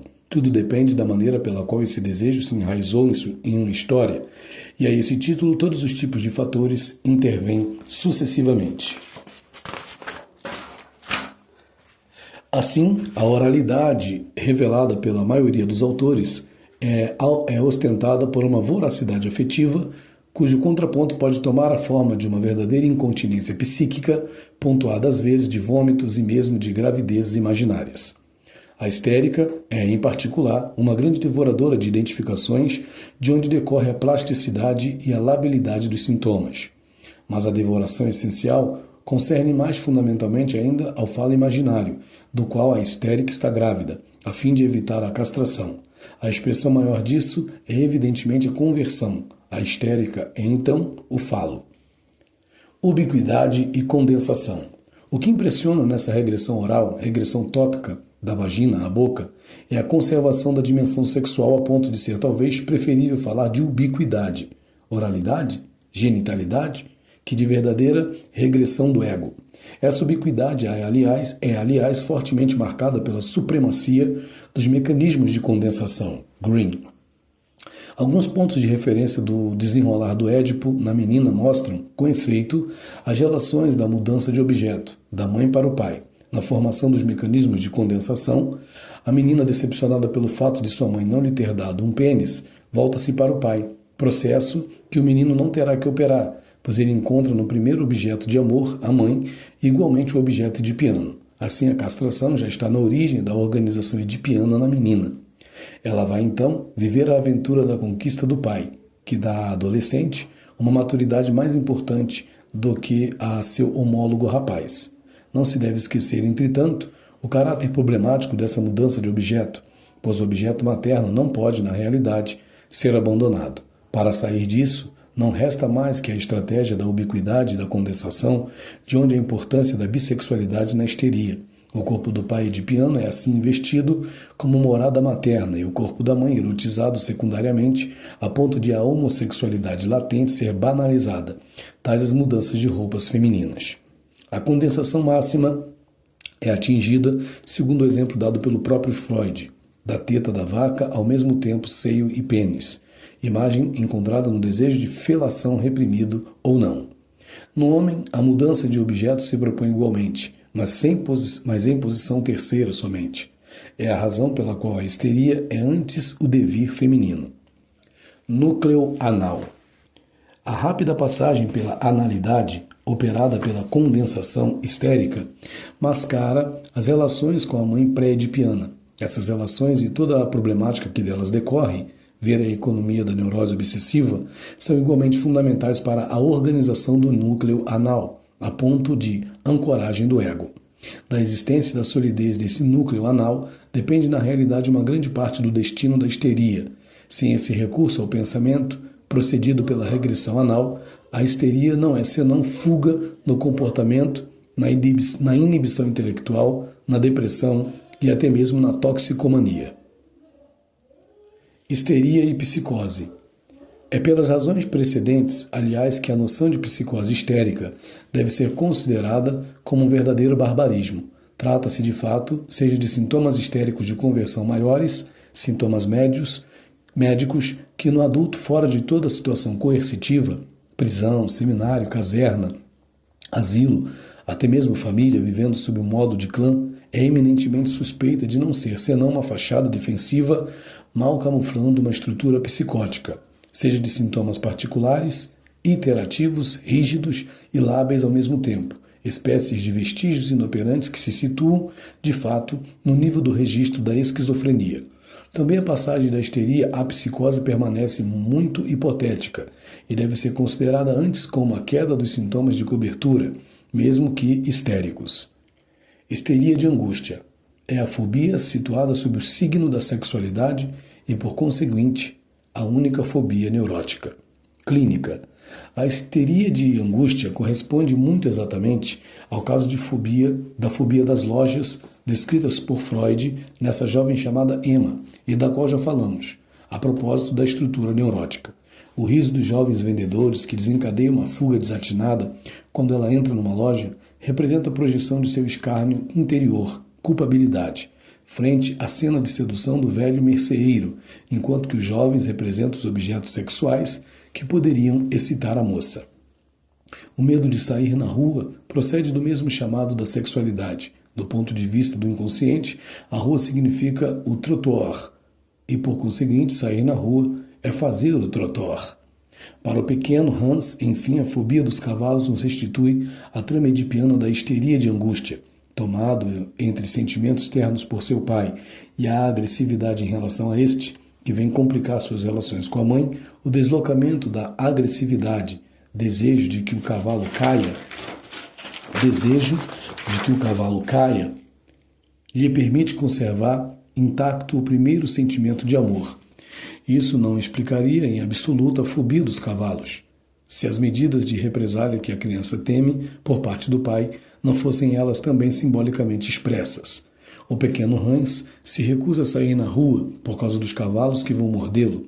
A ambivalência em relação ao pai é assim resolvida ao preço do medo dos cavalos. Enfim, a sintomatologia da histeria de angústia é completada pelo papel do objeto contrafóbico, Se Emma não pode entrar sozinha em uma loja, a presença de um terceiro familiar lhe permite fazê-lo, com um desaparecimento quase total da angústia. O fóbico perde igualmente o medo na rua, se ele está acompanhado. O próprio pequeno Hans na rua se sente bem mais seguro com a mãe do que com a babá. A histérica se protege da mesma maneira dos assaltos de assédio masculino, mas na histeria de angústia não é mais a própria relação que é evitada, mas um objeto simbólico. A economia. Freud precisa no final do relato do pequeno Hans que a similitude entre a histeria de angústia e a histeria de conversão é completa, à exceção de um só ponto. É verdade que esse ponto é de importância decisiva e feito para motivar uma distinção. Na histeria de angústia, a libido destacada do material patogênico pelo recalcamento não é convertida, quer dizer, não é desviada do psiquismo para uma inervação corporal, mas liberada sob a forma de angústia. Mais tarde, em 1926, em Inibições, Sintomas e Angústia, ele retornará a essa concepção.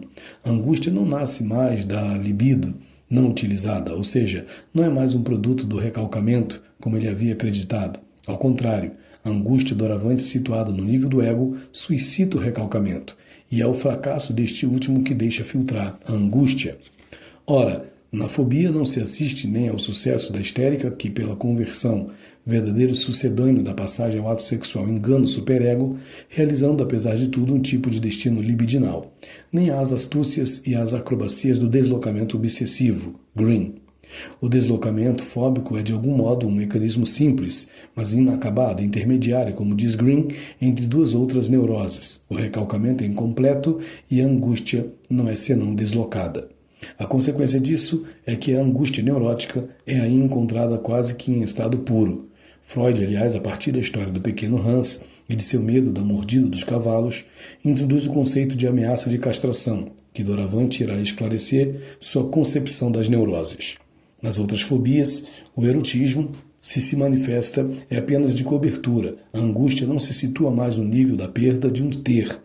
É uma angústia de dificuldade de ser, que se situa, conforme os casos, no nível da depressão, estados limítrofes ou da psicose. Neurose obsessiva, histórico. A neurose obsessiva era considerada no começo do século XX como parte da loucura, isto é, de saída ela tinha sido colocada na categoria das doenças mentais. Pinel falava de loucura raciocinante. Esquirol a tinha classificado nas monomanias, ou seja, considerava um delírio parcial. Falava-se de loucura da dúvida, de loucura do tocar. A primeira boa descrição é devida a Morel, 1866, que falava ainda de delírio emotivo, mas é com Luiz, 1883, que se vê aparecer o termo obsessão a partir de um artigo intitulado Das Obsessões Patológicas. A partir de então, nos aproximamos das neuroses, mas a origem intelectual ou emocional dos transtornos vai dividir os espíritos. A neurose obsessiva introduz, de fato, o problema dos vínculos entre a vida emocional e a vida intelectual de uma maneira aguda. Janet irá propor sua teoria da diminuição da energia psíquica e tentará ligar a psicastenia e as obsessões que não são, para ele, senão um produto de degradação, uma espécie de resíduo do nível da atividade psíquica mais elevada. Se a origem emocional foi finalmente admitida, em particular graças a Pitres e a Regis, foi somente com Freud que se começou a entrever um princípio de solução, a partir de sua distinção entre os destinos respectivos da representação e do afeto, que assume na neurose obsessiva uma importância capital. Clínica. Isolamento. É o primeiro sintoma, ou seja, no curso de uma relação, a primeira coisa que impressiona é a esterilização da afetividade, pois no obsessivo o pensamento substitui os atos, até o ponto de haver o desaparecimento quase total da espontaneidade. Esse pensamento irá lhe servir de perpétuo anteparo entre ele e os outros, se bem que o primeiro movimento do obsessivo, contrariamente à histérica, é de se retirar, de tomar distância. Ele pensa e observa. Essa atitude corresponde, em geral, ao que é descrito em psicologia pelo termo de caráter esquizoide. Minkowski, em seu livro A Esquizofrenia, descreveu muito bem esse caráter que, do nosso ponto de vista, concerne essencialmente ao obsessivo. Em particular, a incapacidade de se adaptar à atmosfera afetiva e à perseguição indefinida e fora de propósito da realização de suas ideias. Esse isolamento permite, de fato, um distanciamento de toda a proximidade afetiva, daí a frieza de seus gestos e a ausência de emotividade, o que, aliás, não se limita forçosamente ao isolamento. Sua sexualidade é pobre e não pode se manifestar, na maioria das vezes, a não ser em um contexto sadomasoquista. Em compensação, no nível da fala, ocorre o contrário. O obsessivo dá mostra de uma proximidade de uma prolixidade a toda prova. Seu espírito é de uma lógica inesgotável, mesmo que ela nem sempre esteja muito adaptada. A licenciosidade verbal não o incomoda, mas trata-se aí ainda mais de uma aventura intelectual do que de uma proposição lasciva. O que ele poderá dizer da sexualidade é desprovido de afeto e sem nenhuma correspondência com sua vida sexual real. Mais profundamente, o isolamento é uma verdadeira inibição dos afetos, sobre a qual podemos nos perguntar se se trata de um sistema defensivo ou de um verdadeiro empobrecimento da vida psíquica. Em todo caso, consiste em um desligamento em relação a si mesmo que o obsessivo exerce, em proveito de uma ordem aparente do mundo. Nesse sentido, apenas pode-se considerar o obsessivo como alguém que é cortado da vida. Com efeito, o afeto latente está a postos. Quando ele reaparece, é com mais frequência no contexto da passagem ao ato e da violência. Controle obsessivo. É a segunda vertente da sintomatologia do obsessivo. Tudo se passa com efeito, como se o obsessivo, depois de ter se retirado a uma boa distância, armasse sua tenda verificando todas as saídas, todas as fugas possíveis, de onde o caráter obsessivo de suas preocupações, os temas de ordem, de precisão, de completude, a mania das coleções que encontramos em desordem com todos os tipos de compulsões e de verificações, é necessário, a esse respeito, eliminar duas acepções correntes desse controle obsessivo, a obsessão sexual e a ideia fixa. Se passar o tempo a falar do que não se faz é um meio seguro de isolar a sexualidade, as obsessões não são de fato sexuais. Bem ao contrário, elas caracterizam sempre temas de ordem que, como se verá, são meios de lutar justamente contra as pulsões libidinais. Quando a ideia fixa, por repetitiva e obsessiva que seja, ela não é também uma obsessão. Quanto à ideia fixa, por repetitiva e obsessiva que seja, ela não é também uma obsessão. Assim, um marido permanentemente temeroso, com ou sem razão de que a mulher o engane, não apresenta uma obsessão no sentido em que a entendemos, mas um sentimento de ciúme. O obsessivo enamorado, não ousando se aproximar do objeto de seus pensamentos, pode, em compensação, criar todo um sistema de controle dos fatos e gestos de sua bem-amada, detendo-se em detalhes irrisórios, a partir dos quais ele tem a impressão de se comunicar com ela. Os sentimentos de ciúme não estão forçosamente presentes. No extremo, ele pode se satisfazer com o sucesso de um rival que lhe permitirá isolar definitivamente seus sentimentos e, eventualmente, prosseguir seus controles obsessivos com toda a tranquilidade. Com o casamento de sua bem-amada, tudo de algum modo voltou à ordem. Caráter obsessivo. Tudo se passa ao contrário do que se viu na histérica. Depois do primeiro tempo de retirada, o segundo é de investimento e de controle incessante. Se a histérica não está jamais no lugar onde se crê que esteja, o obsessivo, ao contrário, surpreende por sua presença inesperada no momento e no lugar em que não se esperava mais, ou ainda por sua prodigiosa memória. O controle incessante desempenha, assim, um papel considerável, desde as aquisições escolares da criança, durante a fase de latência, até o domínio de um sistema econômico ou industrial, passando por todas as manias de coleções, quer se trate de livros, selos, móveis antigos, quadros e outros objetos de arte, e mais ainda a manipulação do dinheiro. A meticulosidade, a limpeza, a parcimônia e a obstinação são, como tela de fundo, os elementos de caráter mais frequentemente encontrados. Em um sistema desses, o que é mais temido é o imprevisto. O arranjo de sua distância face a seus objetos afetivos, nem perto demais, nem demasiado longe, é posto em causa, mesmo quando a onipotência do pensamento é colocada em dúvida. Na superfície, a resposta imediata à interrupção do controle obsessivo é uma reação brutal, até mesmo destrutiva, para seus próprios objetos de amor. Se ela se reduz às vezes a simples transbordamentos grosseiros em nível verbal, ela pode, ao contrário, conduzir a agressões tanto caracterizadas como imprevisíveis, das quais o sadismo não está jamais totalmente ausente. Em maior profundidade, a angústia latente, nunca totalmente recalcada como na histeria, ressurge em massa. A depressão, se ela se instala, e por latente que seja na maioria das vezes não deixe de ser grave, o obsessivo se suicida de uma maneira metódica, discretamente, diferentemente da histérica. Esses suicidas são também os que têm mais sucesso. Se ele escapar disso, a ferida narcísica será intolerável e a recidiva é a regra. Ritual obsessivo. É um outro destino da ambivalência do obsessivo, por clássico e demonstrativo que seja, não é o sintoma mais frequentemente encontrado, a exemplo da grande conversão na histérica. Ele pode, aliás, ser considerado como um elemento de gravidade. Ele se apresenta primeiro sob a forma de obsessão-impulsão, descrita classicamente como a irrupção da dúvida no pensamento, e de uma ordem interior considerada pelo sujeito como um fenômeno mórbido e em desacordo com seu ego consciente. Ela persiste, apesar de todos os seus esforços, para se desembaraçar dela, e não desaparece a não ser com sua realização. Esta última, com frequência, não é muito diferente da mania da ordem e das verificações descritas anteriormente. De fato, seu sentido é completamente transformado, pois elas assumem doravante um caráter conjuratório.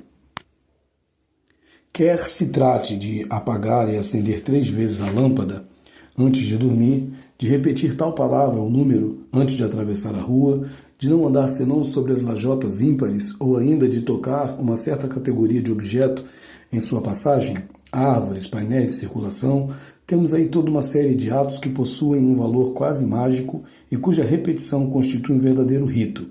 Se olharmos de perto, não se trata de fato senão da condensação dos 2 sintomas precedentes: isolamento, pelo caráter aritmético e artificial dessas impulsões, controle obsessivo, pela necessidade de repetição que elas comportam. Acrescenta-se a isso um terceiro fator, a onipotência do pensamento ou pensamento mágico. Mas essa própria condensação se mostra muitas vezes inoperante. A angústia reinfiltra continuamente o processo, de onde decorrem as repetições até o infinito. As lavagens incessantes, as bizarrices no vestir, cuja incompletude irá requerer novos ritos. É o que se chama de anulação pelo ritual, que pouco a pouco, por contaminação, chega a uma rede compulsiva totalmente estranha à obsessão inicial. Tão considerável é o deslocamento. É assim que a complexidade de certos rituais conjuratórios, tocar todas as árvores de um bosque, pode levar o paciente a verdadeiros estados de despersonalização. A economia. Representação.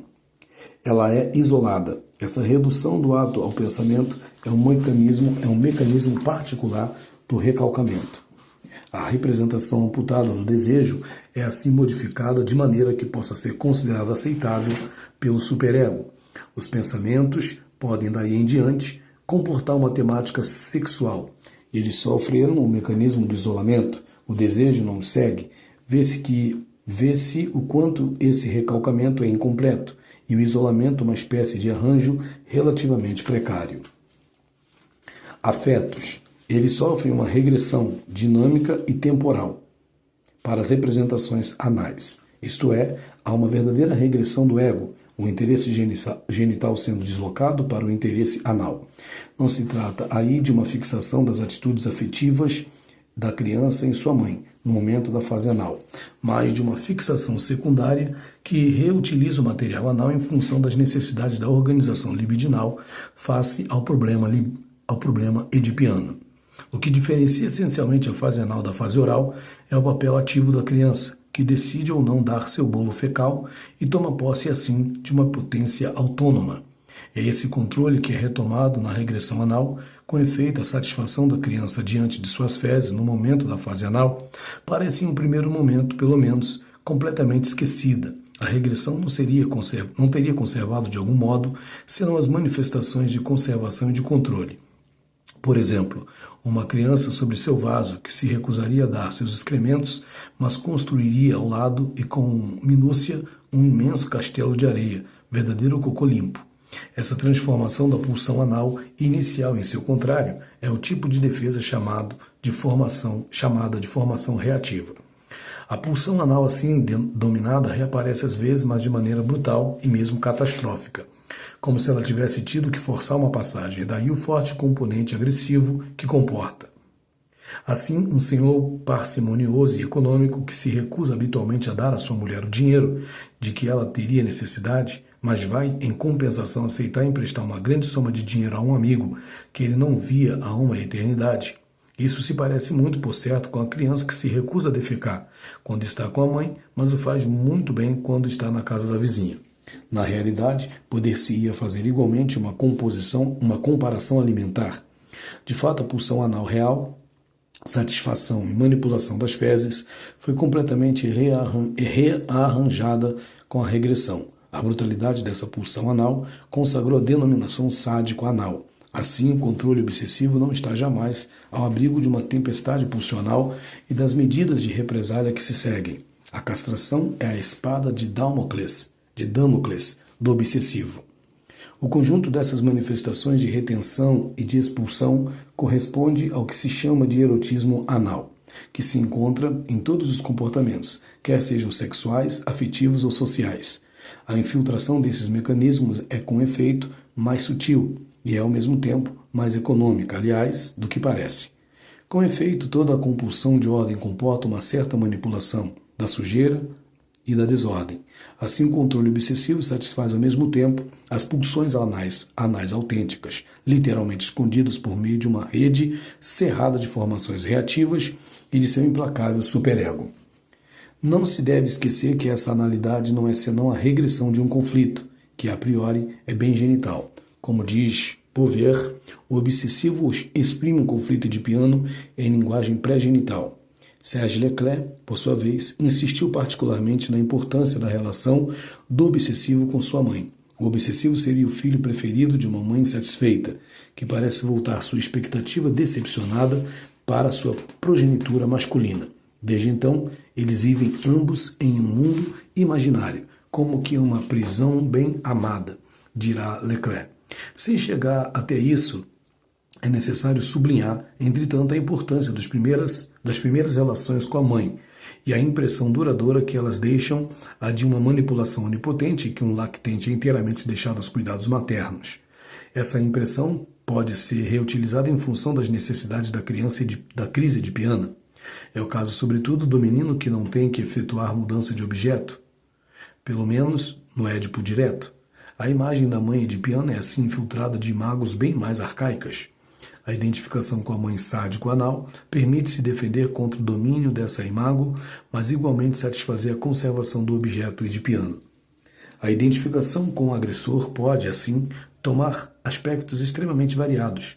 O isolamento, a exemplo da função intelectual, pode preencher um duplo papel, perpetuar até a periferia do psiquismo uma mãe ativista e, ao mesmo tempo, dominar pelas ideias a dispersão, em todas as direções de suas estimulações. Didier Anzier. Nesse caso, a identificação fica na órbita do Édipo, tal como o concebemos habitualmente. Já bem menos quando o domínio tem por alvo essencial defender-se da invasão da depressão materna, abrindo caminho assim para todos os mecanismos de reparação das imagens parentais. O que dizer quando a imagem incestuosa está próxima do que André Green descreveu pelo conceito de mãe morta, identificação mortífera com a mãe depressiva? Nessa perspectiva, o isolamento não é senão mais uma defesa em relação a uma sedução primária, mas uma inibição dos afetos que se encontram como congelados por uma espécie de cadáver interior. O domínio consiste em restabelecer essa incorporação incestuosa, sem deixar escapar a menor parcela disso. A conservação fetichista não está longe. A organização obsessiva torna-se assim um ponto de ancoragem dos avatares das perversões. Nesse ponto, a neurose obsessiva se afasta do conflito edipiano clássico e deixa os louros da autenticidade neurótica à histeria. É a essa última, aliás, que se refere André Green, quando fala de um núcleo histérico sobre o qual seriam construídas as neuroses obsessivas de tipo genital. O índice de histerização, sendo tanto mais importante quanto essa neurose, conserva mais vínculos com a genitalidade. As outras neuroses obsessivas remetem aos estados limítrofes e mesmo à psicose. Neuroses obsessivas, estados limítrofes e psicoses. Nos casos em que o índice de histerização é fraco ou inexistente, a intensidade dos elementos depressivos é constante. As neuroses obsessivas, cujos elementos psicastênicos ou de caráter são frequentes, aparecem, desde então, como estados limítrofes, cujo arranjo neurótico permanece precário. Ocorre o mesmo na maioria dos casos em que os rituais dominam a sintomatologia, verdadeiras passagens ao ato. Eles marcam o fracasso da onipotência do pensamento ao mesmo tempo que ficam sob sua dependência. O ritual obsessivo, diferentemente da conversão histérica, permanece mediado pelo pensamento. Essa situação desconfortável constitui um equilíbrio instável, cujo esgotamento conduz à depressão grave, mas aliás, do que à psicose. Quando, enfim, os sintomas de rituais obsessivos invadem a cena, com mecanização do comportamento e apragmatismo, ou se as convicções conjuratórias se tornam quase delirantes, não parece mais se tratar senão de estigmas neuróticos, defensivos face a uma estrutura psicótica subjacente. Depressão neurótica. Descrição. A depressão neurótica é difícil de descrever clinicamente. Tantas são as máscaras que ela pode assumir. Ela é representante de tudo um elemento maior da descompensação neurótica, o sofrimento ligado à desvalorização da imagem narcisista.